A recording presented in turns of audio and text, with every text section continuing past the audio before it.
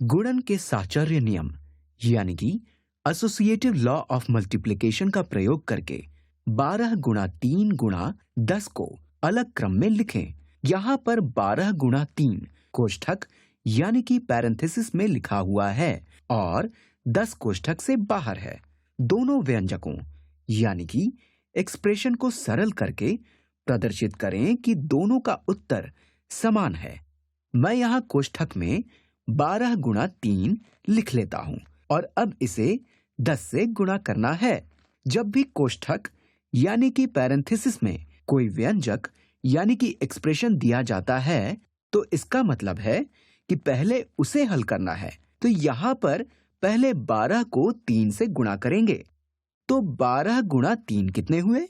12 गुणा 3 हुए 36 और अभी हमें इसे 10 से भी गुणा करना है।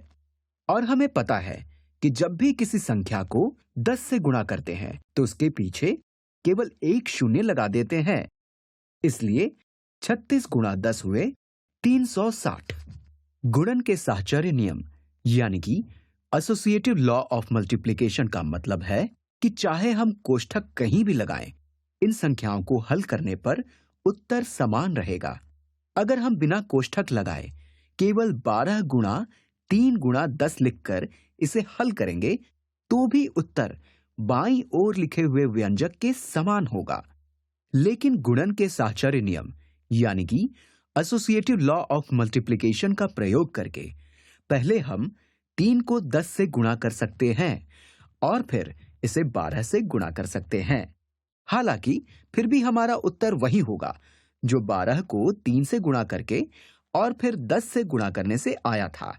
तो 3 गुणा 10 हुए 30 और अब हमें इसे 12 से गुणा करना है।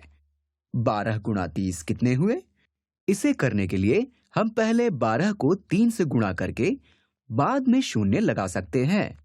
तो 12 गुणा 3 हुए 36 और इसमें शून्य लगाने से ये हो जाएगा 360। तो क्रम बदलकर गुणा करने से उत्तर में कोई बदलाव नहीं आता है, चाहे आप 12 को पहले 3 से गुणा करें या फिर 3 को 10 से गुणा करें, उत्तर 360 ही आता है।